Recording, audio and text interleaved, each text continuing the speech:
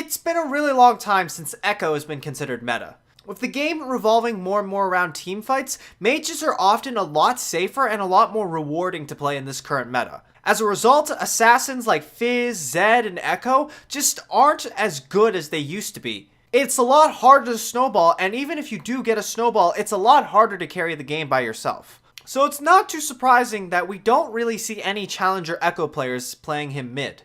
However, there is one challenger player that is playing Ekko in the jungle. This is Arcsecond. He was best known for being a Diana one-trick pony, playing her all the way to rank 1, and subbing in for jungle on Team Liquid for a brief period of time. Arcsecond now mains jungle, and his most played champion is actually Ekko. Why does Ekko jungle work, and what does Arcsecond do to make Ekko jungle work so well? The truth is that Ekko is actually just a really strong jungler. He does everything that a jungler should do, and he does all of them very well. He has a relatively fast and safe early clear, he ganks well, he does objectives well, he team fights well, he has setup, engage, and crowd control. Just about everything in his kit is very strong for the jungle. So why haven't we seen Ekko in the jungle for such a long time? Ekko jungle used to be so good that he used to even be able to be played in the pro games. Ekko was actually buffed right before the start of Season 8. His 3-hit passive actually started to deal double damage to jungle monsters. And when this came out, it made jungle Ekko really strong. However, before people could figure out that jungle Ekko was actually really good, the Season 8 changes hit and it completely overcast the Ekko buffs. So for a while now, Ekko has just been a pretty damn good jungler and no one played him. So what's Arcsecond's strategy for making Ekko so successful? The strategy that Arcsecond uses isn't really something that is limited to just Ekko, but it is a strategy that Ekko uses extremely well compared to other junglers. So one basic thing that most junglers understand is jungle path efficiency. Jungle path efficiency simply refers to the fact that many junglers plan out their routes in a specific way so that as they return to parts of the map, their jungle camps will respawn as they walk back. The most basic form of jungle pathing efficiency is taking all of your basic camps in a straight line, one after the other. If you do this, you can retake the entire jungle in the exact same way as they respawn. Here's the difference between Arcsecond's pathing. Most junglers choose to start their bottom side buff. This is obviously because bottom lane gives the best leash, and so you want the best leash possible from your laners. But Arcsecond almost always starts red. He doesn't do so because Ekko has some special ability to kill red faster. He does so because it's efficient in his clearing. Since most junglers almost always start bottom buff now, you can be sure that both junglers will end up at the top side of the map. One of Ekko's few weaknesses is that he is actually really bad in a 1v1 when he gets caught out first. Usually the jungler who strikes first and gets the first hit gets a pretty big advantage and will probably win the 1v1. However, against Ekko, they get a colossal advantage because when you catch Ekko out and you're the one that goes on him first, he can't use his main ability that lets him win 1v1s, which is his W. It'll probably take too long to set up and it's not really going to save him. So Arcsecond adjusts his jungle path based on what he wants his champion to do. He starts red buff, goes into his wraiths, then goes into his blue, then does scuttle, and then goes ahead and checks the enemy wraith camp. A lot of junglers skip over the wraith camp in the first clear because, well, it's the wraith camp. And for most junglers, it's pretty hard to do unless you have a lot of area of effect like Olaf or Kayn.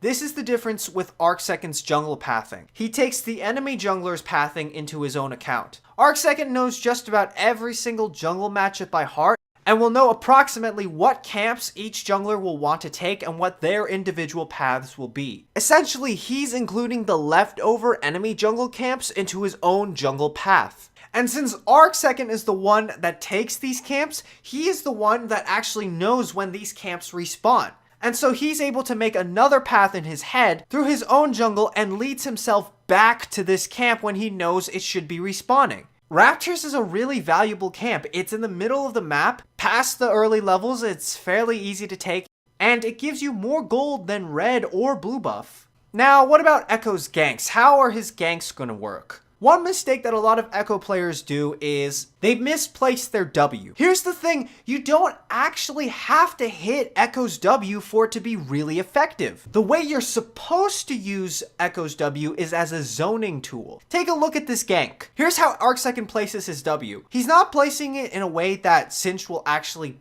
be hit by the W. He's placing it almost like a wall against the Singed. It's very obvious from this trajectory that there's no fucking way that the Singed is going to be hit by this W. However, Singed also can't walk towards this direction either because he'll be hit by the W. So essentially, even though this ability didn't stun Singed, it still forced him into a position that he did not want to be in. It still bought Ekko almost as much time as if he hit the actual ability. Your job as Ekko in the early game is to clear well, gank easy lanes, and try to hit level 6. When you hit level 6 on Ekko, diving is super easy. If the enemy is pushed up to their turret, it's really easy to set up parallel convergence. And of course, thanks to your ultimate, there is almost no chance that you're gonna die to the enemy tower. One important thing about Ekko's ultimate on Jungle Ekko is you can be really liberal with this ultimate. You shouldn't really try to save this ultimate on Jungle Ekko because you're not mid lane Ekko. You're not really going to use it for damage, and even when you do use it for damage, it's not really that much damage. In a fight, even if you're just jumping back away from the enemy to heal up, that's completely fine.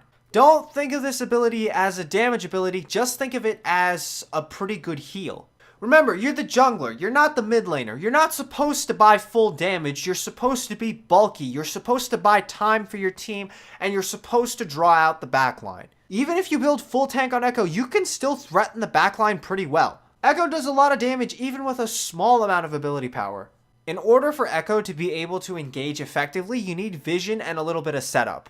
Obviously, it's extremely ideal if you can get multiple people in your stun, but a lot of times that's not going to happen. What's mostly going to happen is you're going to engage on a squishy target, slow them down with your CC, zone off a few backline targets with your W, and then ult back with the rest of your team. You're essentially engaging by using yourself as bait.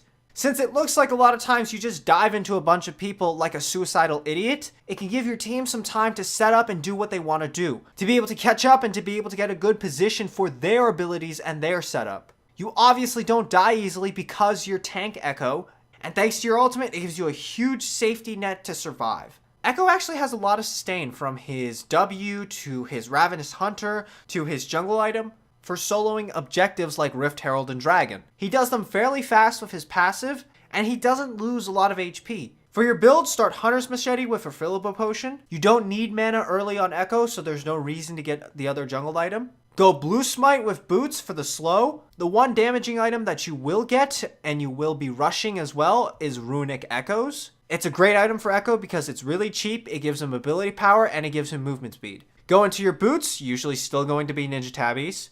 Then rush either Iceborne Gauntlet or Abyssal Mask, depending on the enemy team comp. Iceborne Gauntlet is a fantastic item for Ekko because it gives him a lot of CC to play with against the enemy champions. With Iceborne Gauntlet slow on top of Q slow, it makes it really hard to get away from an Ekko once he's on you. Then go into tank items based on the enemy team comp. Randuin's is great for crit comps, Adaptive Helm against sustained magic damage. You can buy Deadman's Plate if you want more armor, but you still want to be a little bit more aggressive. Spirit Visage is also a good alternative magic resist item. It also helps with your ultimate healing. For runes, go into the Domination tree, taking Electrocute, Sudden Impact, Eyeball Collection, and Ravenous Hunter. You don't really need Predator to gank on Ekko, he's fast and sticky enough as it is. Dark Harvest is for trolls and montage makers. Electrocute is simple, effective, and efficient. You take Ravenous Hunter because it does give you a lot of sustain on Ekko, and for your secondary tree, go into the Sorcery tree, taking Water Walking and Celerity for the movement speed. All in all, Ekko is a pretty good jungler. He's really efficient, really straightforward. He can be somewhat difficult to play because he has a lot of mobility, and some players will have trouble navigating through that.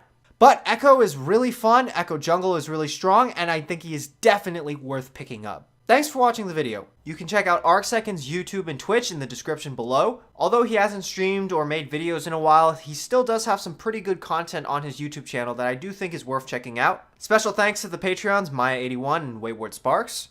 If you want to do more to support the channel, please join my Patreon. It does go a long way to helping me make more videos. You can also join my Discord server at discord.gg/Dahua. If you'd like to watch more videos, please subscribe and check out my channel right here. And that's about it. Bye!